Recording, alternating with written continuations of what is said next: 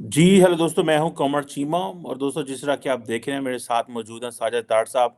तार साहब सबसे पहले तो आपके वक़्त का बहुत शुक्रिया sir. My pleasure, Chima sir. Thank you so much.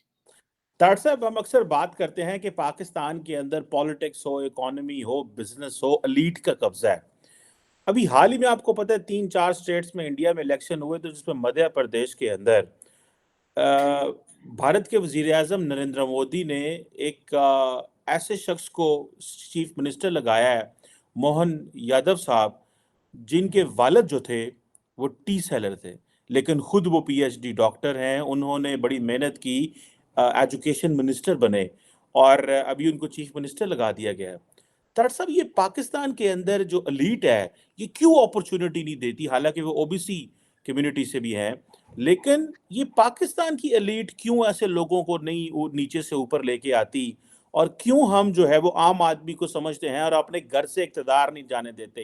कोई एक पॉलिटिकल पार्टी हो, इमरान खान को ले लें, नवाज़ शरीफ को ले लें, ज़रदारीस को ले लें, जिसको भी, मौलाना फजलुर रहमान को ले लें, मज़हबी सियासी जमात है, वो भी बाप से बेटा और आगे फिर बेटे को तैयारी है। क्यों हम पावर्स डेलीगेट नहीं करना चाहते? क्या हमारी बैकवर्डनेस की यही वजह है कि हम नए टैलेंट को, नए लोगों को भी आने नहीं देते? वो भारत में तो चाय वाला जो है वो वज़ीर-ए-आज़म बन जाता है, चाय वाला बेचने वाले का बेटा जो है वो वज़ीर आला बन जाता है। डू यू थिंक कि ये उनकी तरक्की का राज़ है या नए टैलेंट को वो ऊपर लेके आते हैं? अब हमारी पॉलिटिकल क्लास के अंदर ये हिम्मत क्यों नहीं है तार साहब? चीमा साहब बड़ा सेंसिटिव मैटर है और इसका हिस्टोरिकल बैकग्राउंड मैं समझता हूँ। इसका हिस्टोरिकल बैकग्राउंड इस तरीके से है कि ये एक एलिगेशन ये भी लगाई जाती है, जब पाकिस्तान बनाया गया था तो उसके पीछे एक तो इकोनॉमिकल उसके मोटिव्स थे, दूसरे जिम्मेदारों को अपनी जमीन का जो था उस सुना है कि जिम्मेदारों ने अपनी जमीन बचाने के लिए पाकिस्तान की क्रिएशन हुई उस वक्त। और वही आप देख लें जिनको आज आप इलेक्टेबल कह रहे हैं, वो फिर किस तरह अपने हाथ से ये चीजें निकलने देंगे। और उसके बाद आपकी मिस्टेक्स किसी वक्त, बल्कि मैं चीमा साहब इस पे पूरा 14 अगस्त 1947 से शुरू करके आज तक लाना चाहूंगा कि कितनी मिस्टेक्स हैं आपकी। आज आप जो कुछ हो रहा है इस वक्त पाकिस्तान के अंदर, बिल्कुल 1947 में भी आपने इसी तरह किया था। सिंध जो पहला सूबा था, जहां जो कैपिटल था कराची, उसके पहले चीफ मिनिस्टर को आपने टाइपराइटर चोरी करने में 2.5 साल की सजा दी थी। और आज तक अगर देखा जाए तो मैं आपकी सियासी पार्टियों को, तो खैर सियासी पार्टियां समझता नहीं हूं, ये एस्टेब्लिशमेंट की पैदा करदा करप्शन के अलायंस है, इसके अलावा कुछ भी नहीं। इसके अलावा कुछ भी नहीं। इनको क्या पता सियासत किस चीज के साथ खाते हैं, इनको कोई पता नहीं है बिल्कुल। अब उसमें फिर उसने आपने ये किया, आप अभी तक कंफ्यूज हैं कि आप सदारती निजाम रखना चाहते हैं या पार्लिमानी निजाम रखना चाहते हैं। आज भी कंफ्यूज है। 18वीं तरमीम को आज भी आप खत्म करना चाहते हैं, आपको पता ही नहीं हम क्या है। आज आज तक आपको नहीं पता क्या है। आप जब बेसिक अवामल का पता नहीं होगा तो सियासत, और दूसरा सियासत और जमहूरियत ओरिजिनली अगर देखा जाए तो this is a rich mains club, western club है, वेस्टर्न एक आइडियोलॉजी है जिसमें लोगों का तालीम याफ्ता होना बहुत जरूरी है। अदरवाइज बरादरी बेस पे आप वोट देते हैं, आप वोट बेच देते हैं, आप बिरयानी की प्लेटों में वोट बेच देते हैं, फिर लोग, फिर मजहबी जमातें आपको ब्लैकमेल करती हैं, फिर आप ब्लैकमेल होते हैं। तो ये इसीलिए आपको ये बिल्कुल नहीं अंदाजा कि ये चीज क्या है, ये इसको किसके साथ खाना है, इसको कहां रखना है। मैं कोट करना चाहूंगा, आसमा जहांगीर साहबा ने एक बड़ी खूबसूरत बात की थी। उन्होंने कहा एस्टेब्लिशमेंट बार बार जमहूरियत के पौधे को उखाड़ के हर 3 साल के बाद देखती है कि ये ग्रो क्यों नहीं कर रहा। कभी हुआ है कि आप पौधा जड़ से उखाड़ें, हर 3 साल बाद उसको देखें, उसको काट के फिर दोबारा लगाने की कोशिश करें, फिर आप कहते हैं इस पे यार ये मिच्योर नहीं हो रही है सियासतदान, क्या वजह है। फिर आप डीलें बनाते हैं, फिर आपकी एजेंसियां पैसे देती हैं लोगों को, फिर घरों से उठाती हैं। आप इस वक्त ओरिजिनली देखा जाए, यू आर नॉट, आप you never had appetite to begin with कि जमहूरियत की तरफ जाएं, सियासत की तरफ जाएं। और फिर आप गैरिजन स्टेट बने हैं और फिर गैरिजन ही बने रहे हैं। आज भी आप गैरिजन ही हैं, अब उससे आगे नहीं जा सकेंगे। आज जो हो रहा है, नवाज शरीफ साहब के सामने जिस तरीके से जुडिशल सिस्टम पूरा लेट गया है, पूरा लेट चुका है। मैं ये चाहूंगा, मेरी ख्वाहिश ये होगी कि इन जजों को भी कटहरे में लाया जाए जिन्होंने नवाज शरीफ को सजाएं दी थी, मेरे ख्याल में। और उन लोगों को भी अदालतों में लाया जाए जिन्होंने इमरान प्रोजेक्ट लॉन्च किया था। तब बेहतरी हो सकती है, वरना बेहतरी नहीं हो सकती। आपने जमहूरियत को सीखने की कोशिश ही नहीं की। आप चाहते ही नहीं है कि यहां पे जमहूरियत आए। हम सीरियस, आप लोगों को रखना चाहते हैं ये बेरोजगार हो, गैर तालीम याफ्ता हो, और ये सिर्फ और सिर्फ एक लेबर कैंप की तरह यहां पे रहें और IMF की किस्तें दें, वर्ल्ड बैंक की किस्तें दें, चाइना के कर्जों की किस्तें दें, सऊदी अरेबिया की किस्तें। वेस्टर्न सिविलाइजेशंस आपको हैंड टू माउथ रखना चाहते हैं और आप गुलामाना सोचें निकाल ही नहीं सके। उसकी वजह यह है, पहले आप गोरे के सामने लेट जाते थे जो ब्रिटिश वॉइसराय होते थे वहां पे, आज आप उसी गोरे की करेंसी के सामने लेटे हैं, आप डॉलर और पाउंड के सामने लेटे हैं। You have surrender yourself, you have surrender yourself.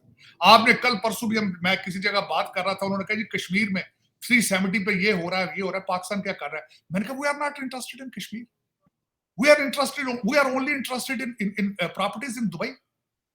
Kashmir is not on our radar, who cares about Kashmir?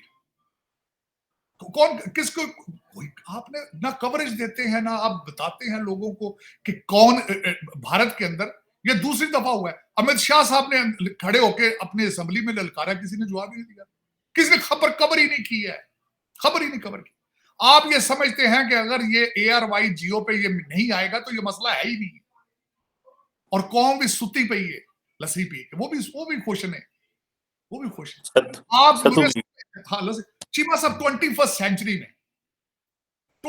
Century में अगर कौम 7वीं सदी का इस्लाम चाहती है, 7वीं सदी, चीमा साहब इस्लाम के अंदर इज्तिमा और इत्तेहाद की गुंजाइश है। हमारे प्रॉफिट रसूल करीम ने फरमाया था कि अपने मजहब को अकॉर्डिंग टू द सर्कमस्टांसेस या साइंटिफिक अचीवमेंट के साथ इसको वुसअत दो ताकि जमाने के साथ चल सके। लेकिन इस वक्त क्या है, इस्लाम आपने दुकान बना दी, दुकान बना दी, और जो मौलवी है वो हाई स्कूल भी नहीं है, जो कौम को लीड कर रहा है हर जुमे के खुतबे पे, वो आपको बार बार उकसाता है, सारी सियासी तकरीरें करते हैं, आप टुकड़ों पे पलते हैं अमेरिका के, लेकिन हर खुतबे के एंड पर हर मौलवी कह रहा है कि इजराइल मुर्दाबाद, अमेरिका मुर्दाबाद। आईफोन उसके पास एप्पल का है, मौलवी के पास, इंटरनेट उसके पास अमेरिका का। लेकिन चीमा साहब, जब तक आप खुद ये डिसाइड नहीं कर पाएंगे कि हम कौन हैं, हम कहां जाना चाहते हैं, और जब तक आप अपने लीडर पाकिस्तानी नहीं चुनेंगे, चुनना आपका, चुनना तो आपके वोट आप डालते हैं, कौम डालती, कुछ थोड़े बहुत वोट डालती है, लेकिन वो जाते कहीं और है। वहां आपको लेनिन की थ्योरी पसंद है, वो कहते हैं वोट डालने वाले से वोट गिनने वाला ज्यादा अच्छा, ज्यादा ताकतवर होता है। उस चीज में फिर आप बड़े खुद कफील है। आप इलेक्शन, आज तक तो ये मेरा कहना नहीं है, खाकान अब्बासी साहब ने एक दफा असेंबली के बाहर खड़े होकर कहा था, उन्होंने कहा था कि आज तक पाकिस्तान में फेयर इलेक्शन नहीं, सारे फ्रॉड इलेक्शन। तो उसमें अब भारत की तरफ मैं जाना चाहूंगा कि मध्य प्रदेश, मैं समझता हूं कि मेरी होम स्टेट है। आपको पता मेरे रिलेशनशिप उस स्टेट के साथ, वहां पे पिछले चौहान साहब थे, मेरी उनसे बड़ा अच्छी उनके साथ रिलेशनशिप थे। मैं जो उनका भोपाल और खासकर इंदौर में बड़ी दफा गया हूं और I have many friends there. तो एक रिमार्केबल, ये जो आपने अभी बात की है, लेकिन ये पहली दफा नहीं हुआ। उसकी वजह ये है, मैं मिसाल देना चाहूंगा आपको अरविंद केजरीवाल की। चीमा साहब, मैं एक डेलीगेशन के साथ गया, तो मैं उस वक्त ही वाज दिल्ली में थे, केजरीवाल फ्लिप फ्लॉप में मैंने देखे थे, चपली में, ओपन हाउस, घर के अंदर कोई जा सकता है, आ सकता है, मिल रहे केजरीवाल। और मैंने फिर सर्वे किया एक दफा दिल्ली के अंदर, वहां उस वक्त उनके बारे में कि किस तरह चल रहा है। टैक्सी ड्राइवरों से पूछा, होटलों के डोरमैनों से पूछा, होटलों के बैरों से पूछा। आप सोच नहीं सकते कि उस बंदे ने दिल्ली को किस लेवल पे ले जा चुका है, अरविंद केजरीवाल। और उसके बाद भगवान मान है, जोर लगाया बीजेपी ने, जोर लगाया कांग्रेस ने, हमारे पिछले जो चीफ मिनिस्टर थे कैप्टन अमरिंदर, जोर लगाया, लेकिन भगवान मान लोगों ने रिजेक्ट किया। Living examples of the true democracy, living example of.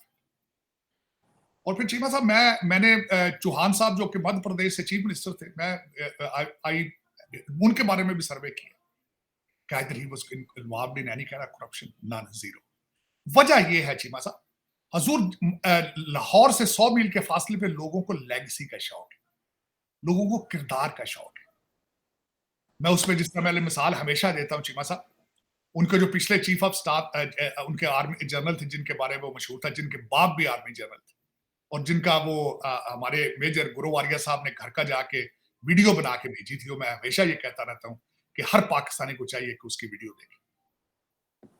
Army general, retire army general, son of retire army general, और उसके घर की रिहाइश, उसके हम्बल और उसके ड्राइंग रूम, वो जो मेजर गोरवारिया ने मूवी बनाई थी, देखने से तल्लक रखती है। तो मैं ये चीमा साहब, जब तक आपको अपनी कौम पर, अपनी जात पे फख्र नहीं होगा, इलामा इकबाल ने जो खुदी का कॉन्सेप्ट दिया था, आपने उसको पढ़ने की कोशिश नहीं की, आपने रिजेक्ट कर दिया उसको। आप सिर्फ उसके शेर शुगल के तौर पे पढ़ते हैं, किसी तकरीर में एक शेर पहले पढ़ दिया बस, उससे अलावा you never have tried to understand. मैंने आपको अर्ज किया था शायद एक दफा कि मुझे एक ईरानी ने, मैंने देखा था, उसने कहा था कि इमाम खुमैनी का सबसे बड़ा तोहफा ईरान में ये था। डॉक्टर साहब का मेरा ख्याल है डिस्कनेक्ट हो गए, वो दोबारा ज्वाइन कर लेते हैं। डॉक्टर साहब बात कर रहे थे बेसिकली, तो एलीट की बात कर रहे थे कि किस तरह जो है हमारी एलीट कॉम्प्रोमाइज़ हुई हुई है, और वो किस तरह निज़ाम को जो है वो हमने मफलूज कर दिया हुआ है। वो बिल्कुल अभी ज्वाइन करने लगे हैं। डॉक्टर साहब हम अभी लाइव ही हैं, आप प्लीज़ कंटिन्यू कीजिएगा जी। तो उसमें चीमा साहब ये दर हकीकत जो मैं बता रहा था कि हमारा अभी आज के देखें, जो आप आज अगर देखा जाए तो this is what ever is going on in Pakistan, ये सियासत नहीं है, ये बिल्कुल जो कुछ, जिस तरह देखे ना, इलेक्शन से पहले रिजल्ट आ चुका है, इलेक्शन से पहले ही कैबिनेट बननी शुरू हो चुकी है, इलेक्शन से पहले ही सीट एडजस्टमेंट शुरू हो चुकी है। तो ये इलेक्शन तो नहीं ना, ये गलत एक्सरसाइज है। बिल्कुल ऐसे ही इलेक्शन हो रहे हैं जिस तरह इजिप्ट के अंदर फतेह सीसी इलेक्शन कराया, वहां भी इलेक्शन हो रहे हैं, और अगर वो जीत जाएंगे इलेक्शन तो 2030 तक वो प्रेसिडेंट रहेंगे। तो ये इलेक्शन तो ना हुए, बल्कि कौम के सोर्सेज रिसोर्सेज को जाया किया जा रहा है मेरे ख्याल। अब एक मैं कहता हूं जिस तरह सदर अयूब ने किया था, मैं उसकी मिसाल देना चाहूंगा। सदर अयूब साहब बड़े परेशान थे क्योंकि 60% पॉपुलेशन ईस्ट पाकिस्तान की थी और फातिमा जिन्ना सारी सीटें जीत चुकी थी, तो बड़े परेशान थे अयूब खान साहब। तो किसी ब्यूरोक्रेट ने पूछा कि खान साहब आप बड़े परेशान हैं? उन्होंने कहा यार मैं इलेक्शन हार रहा हूं। उसने कहा जी इलेक्शन आपको किसने कहा आप इलेक्शन हार रहे हैं? कौम को किस तरह पता चलेगा कि आप इलेक्शन हार गए या जीत गए? उन्होंने कहा जी सिर्फ एक ही सोर्स है, रेडियो पाकिस्तान। उन्होंने कहा रेडियो पाकिस्तान पे ऐलान कर देंगे आप इलेक्शन जीत चुके हैं, और वो जीत गए इलेक्शन। तो ये तो आपका माजी तो भरा पड़ा है इस तरह की चीजों से। तो आज ये इलेक्शन कराने की क्या जरूरत है? आप कह दें जी लोगों ने दिल से मान लिया नवाज शरीफ अगला वजीर आजम, लोगों ने दिल में वोट दे दिए, लोगों की डिमांड है, हम माफी मांगते हैं। जिस तरह बाहर गया था, उसको चाबियां पकड़ाए, वो जाए पाकिस्तान चलाए अपना। को 100 बंदा, तो मेरे ख्याल 100 बंदे की कैबिनेट तो होगी, क्योंकि भाई की 75 की थी, 80 लोगों की तो कैबिनेट थी शहबाज शरीफ की, 100 की होगी तकरीबन इनकी। उन्हें कहा तुसी भी खाओ, असी भी खाने की फर्क पैंदा, IMF दे रहा पैसे, देगा वो दे, तुसी खाओ, बंदे किस्तां देण, ਜਿਹੜੇ गरीब लोग ने 42% महंगाई, वो देण किस्तां, तुसी लुੱਟ मारो, तुसी अपना लंदन एंजॉय करो तो टोरंटो एंजॉय करो, ਜਿਹੜਾ अगे 76 साल तो कर रहे हो। कौन सी नई बात? ये सियासत जमहूरियत। अब तो चीमा साहब जिस मुल्क में बैठा हूं मैं इस वक्त, 235 साल सियासत का बैकग्राउंड है। अब तो जमहूरियत यहां नहीं काम कर रही, अब तो कोई नया सिस्टम निकलेगा। आप ना फुर्ती करें इसको सीखने की जमहूरियत को, अब इट्स टू लेट नो मेरे ख्याल में। वाह वाह वाह सर, बड़ा नहीं, आप इसमें टाइम जाया ना करें। अब तो जहां से शुरू हुई थी अब वहां पे खत्म हो रही है जमहूरियत। आप किस चक्कर में पड़ गए? आप देखें ना, अब तो गेम चलेगी तैयब अर्दगान जैसी, अब तो गेम चलेगी दुनिया में पुतिन जैसी, अब तो गेम चलेगी फतेह सीसी वाली, अब तो गेम चलेगी ओबामा जैसी, क्योंकि आज भी Obama is running this country.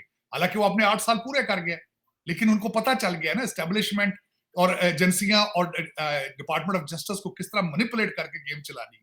तो वो अब तो ये सिस्टम इस तरह चलेंगे, मीडिया आपके पास हो, जुडिशरी आपके साथ हो, एजेंसियां आपके साथ हो, तो यू कैन मैनिपुलेट। दूसरा जो जनरल मैसेज है, उनको तो सिस्टम के अंदर पे चेक टू पे चेक रखा जाता है, उनको तो पता ही होश ही नहीं बेचारों को। वो एक बिल देते हैं, दूसरे की फिक्र पड़ जाती है, उनको क्या पता कांग्रेस क्या कर रही है। आज की मैं मिसाल बता देता हूँ, सारी कौम बेजार है कि हमने यूक्रेन को पैसे नहीं देने।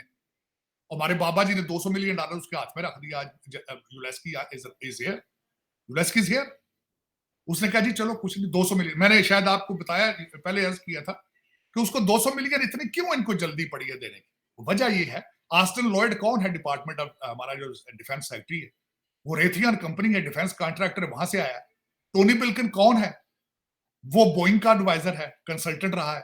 हंटर बाइडन कौन है? 51-52 साल का है, व्हाइट हाउस में अपने बाप के साथ रहता है।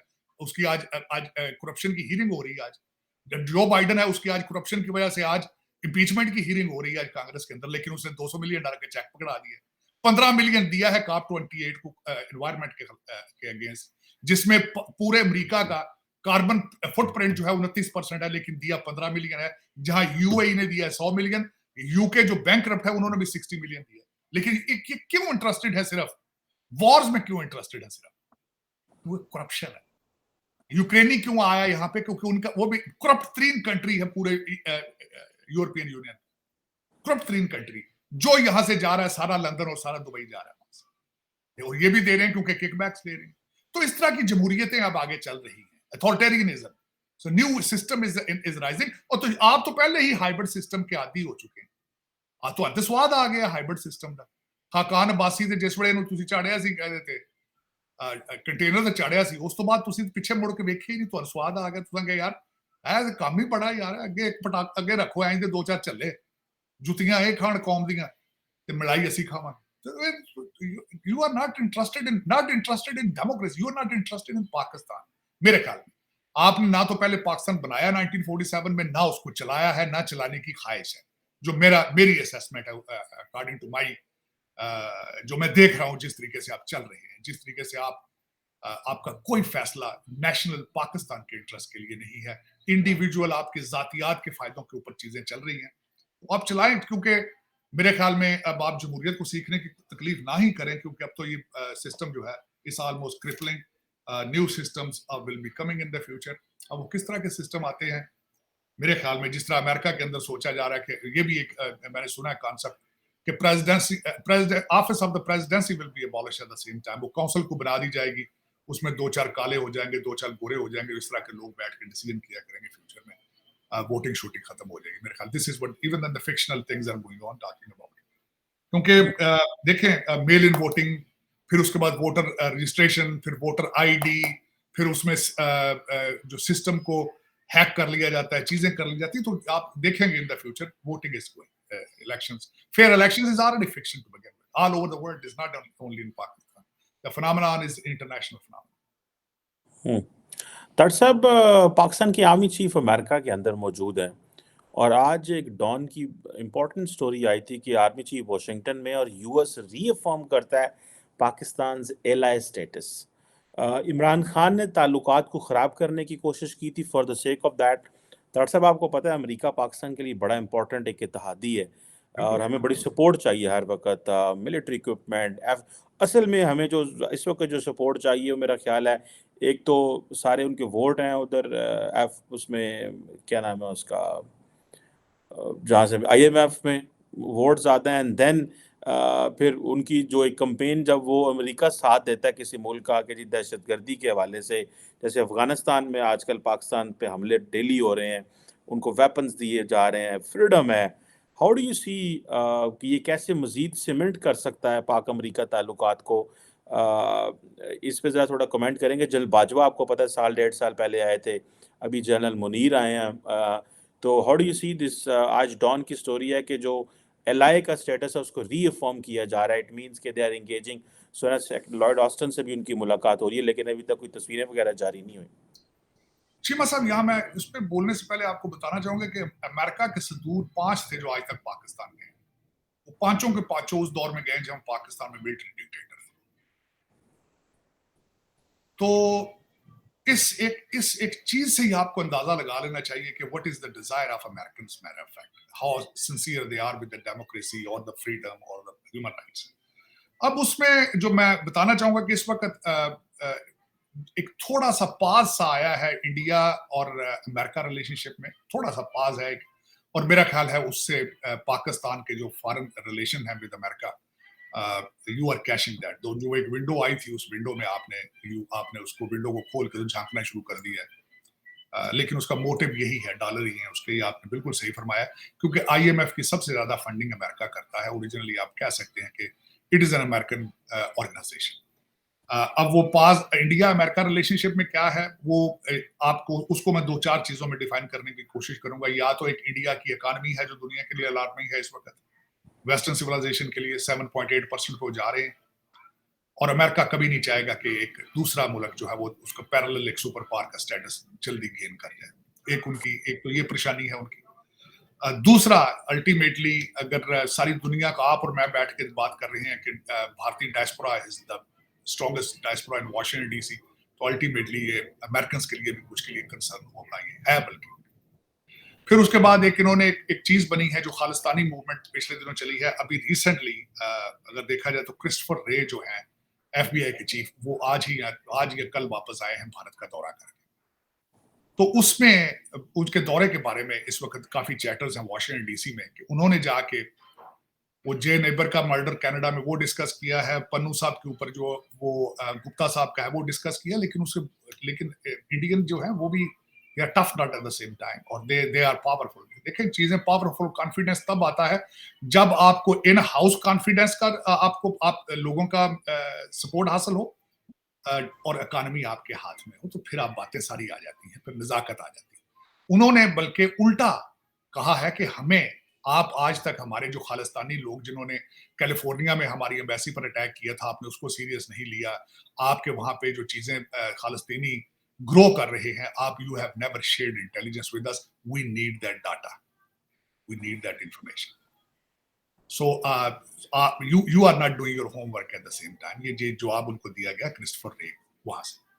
लेकिन एक जो थोड़ा सा पाज आया है, आज चैटर ये भी चल रहा है कि जो बाइडेन साहब एज ए गेस्ट जा रहे थे, वो एज ए गेस्ट नहीं जा रहे, वो बाद में क्वाड की मीटिंग पे जाएंगे, आज वो नहीं जा रहे। उन्होंने बहाना उनके बारे में ये आ रहा है कि उनकी सेंसिटिव लेजिस्लेशन यहाँ पे चल रही है। सेंसिटिव लेजिस्लेशन तो है, रिपब्लिकन ट्राई कर रहे हैं इम्पीचमेंट के लिए, हालांकि होगी नहीं, लेकिन अल्टीमेटली उसको कवरेज मिलेगी, करप्शन की बातें जो सारी चल रही है। उन्होंने बहाना ये कर दिया, वैसे भी बुजुर्ग आदमी है, ट्रैवल भी नहीं कर सकते, घर में रहते हैं ज्यादा से।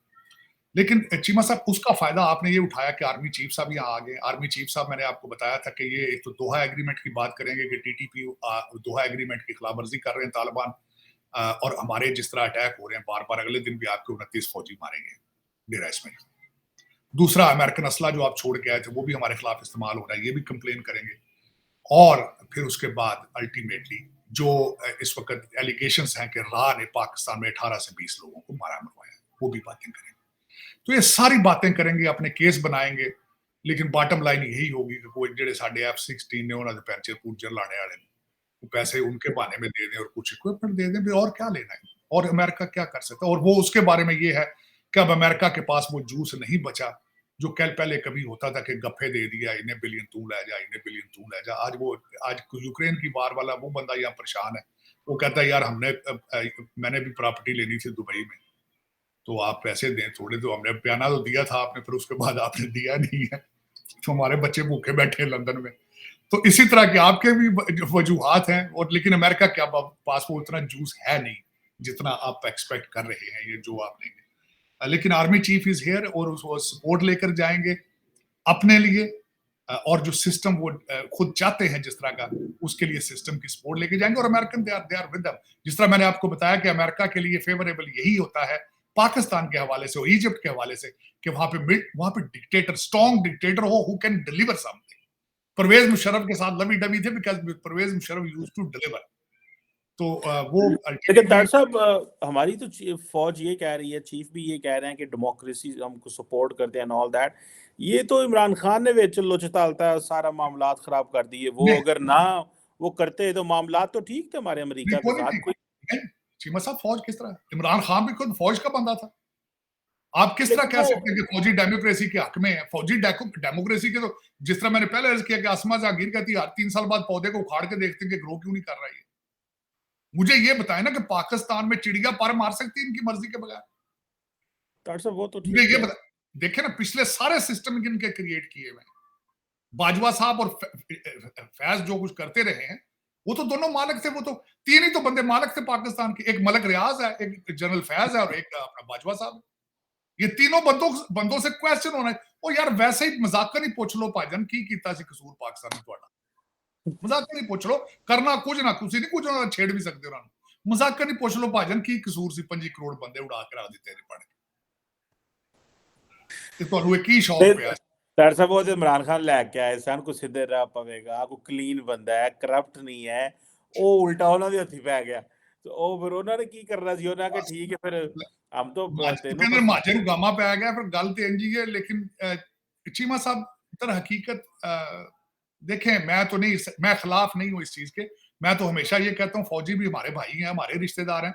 मैं तो ये कहता हूं ये भी पाकिस्तान का सोचें चाहिए कुछ, क्योंकि मैं समझता हूं वाहिद एक आदमी, मुझे अक्सर दोस्त कहते हैं यार तू वकील है, पढ़िया लिखा बंदा, तू फौजियों को सपोर्ट करना है। और मैं कि यार देखो बॉटम लाइन ते पाकिस्तान है ना, ठीक होएगा, यही पाकिस्तान बना लें यार। मैं कहना यही बना लें पाकिस्तान।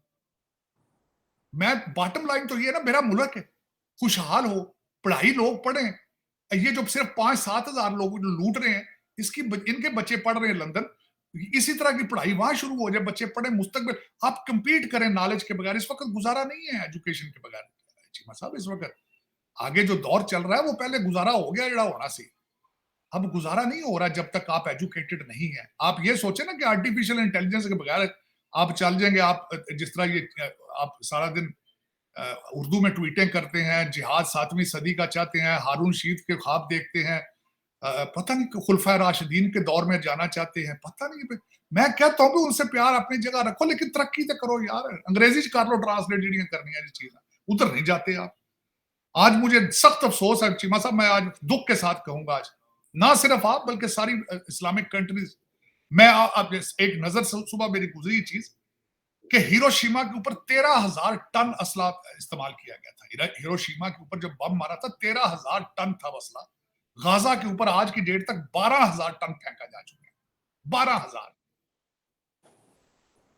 और आज जो 153 कंट्रीज ने यूनाइटेड नेशन में आज उनके सीज फायर के लिए वोट दिया है, अमेरिका ने आज भी अगेंस्ट दिया है। उन्होंने कहते हैं हमें करें, खुल के करें।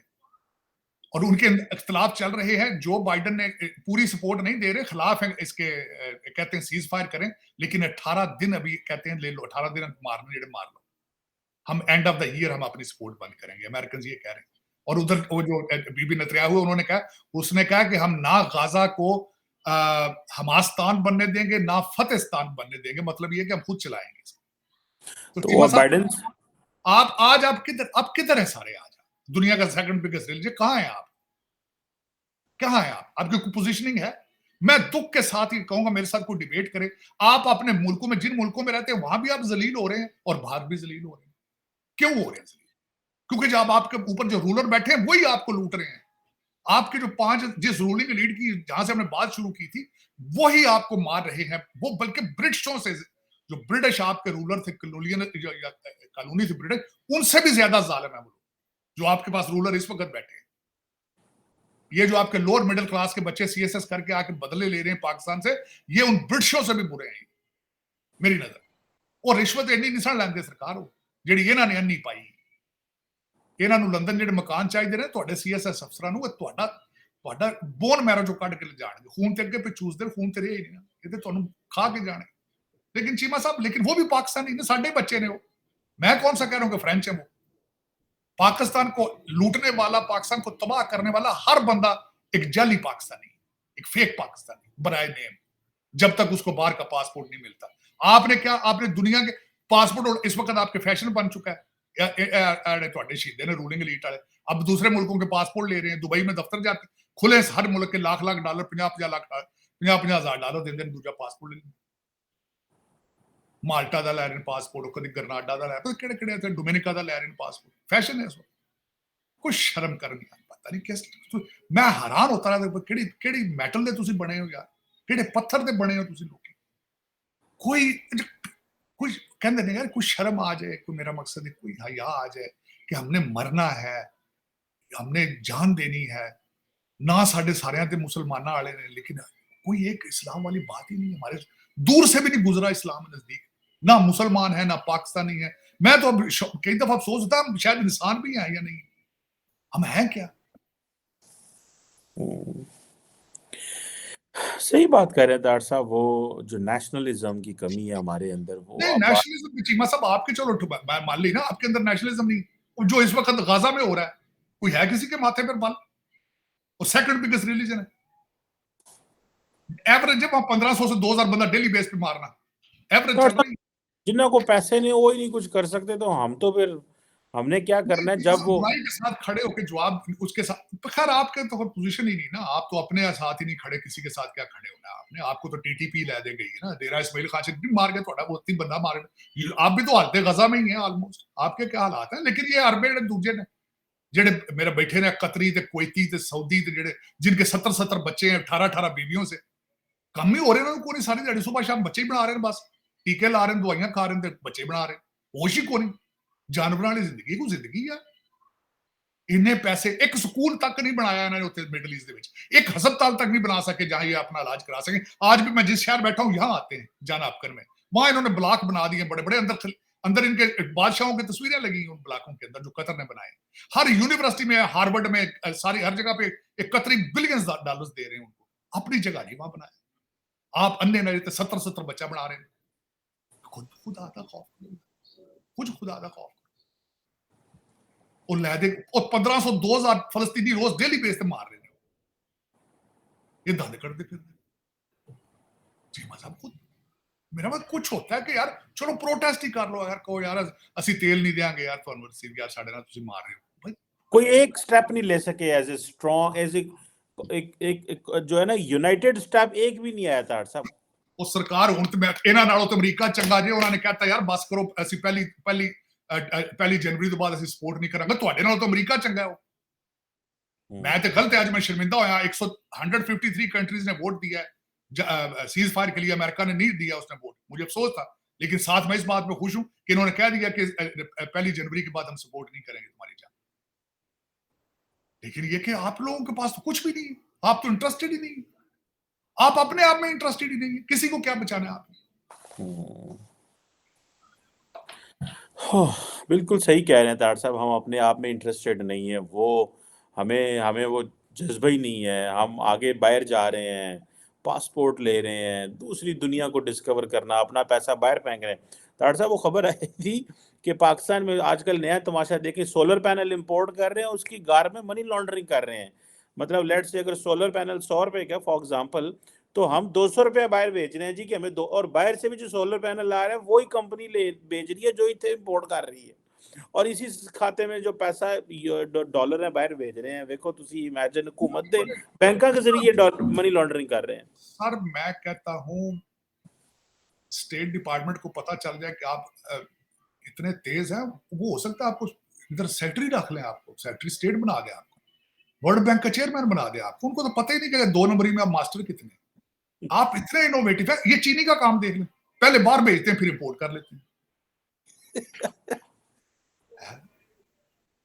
खुदा दी ਇਹਨਾਂ ਨੂੰ ਚੰਦ ਤੇ ਜਾਣ ਦਾ ਤਰੀਕਾ ਪਤਾ ਲੱਗ ਜਾਏ ਤੇ ਇਹ ਤੇ ਸਾਰਾ ਤੁਸੀਂ ਸਾਰੇ ਚੰਦ ਤੇ ਪਹੁੰਚ ਜਾਓ राती वो एम्बेसडर शमशाद है हमारे वो कहते हैं मैं कोरिया में एम्बेसडर था उन्होंने कहा हमारे पास मिर्चें ज्यादा हो गई मैंने कहा फ्री हैं पाकिस्तान भेज देता हूँ कहते हैं मैंने पाकिस्तान भेज दी फ्री मिर्चें उनके पास कोरिया के पास ज्यादा थी जरदारी साहब उस वक्त मिस्टर एवरीथिंग होते थे बेनजीर की हुकूमत थी जरदारी साहब ने हमारी मिर्चें हो नहीं रही थी इंपोर्ट का ऑर्डर दे दिया और कहते हैं जो फ्री मिर्चें थी वो कराची पोर्ट पे पड़ी सड़ गई तबाह हो गई वो किसी ने इस्तेमाल नहीं की और हमने इंपोर्ट किया ऐसी तो हम तो ऐसे जालिम लोग हैं हमारे निजाम में कि अपनी आवाम के खून चूसते हैं तार साहब ये खून चूसते हैं चीमा साहब मैंने आपको बताया सर ये लोअर मिडिल क्लास के बच्चे सीएसएस करके बदले लेते हैं पाकिस्तान से ये आपकी सोसाइटी से बदला लेते हैं जुल्म करते बदला लेते हैं बिल्कुल सही कहा था thank you very much Shahid तार साहब sir it's always player I opening remarks होते हैं आपके thank you very much sir आपके वक्त का बहुत शुक्रिया सर थैंक यू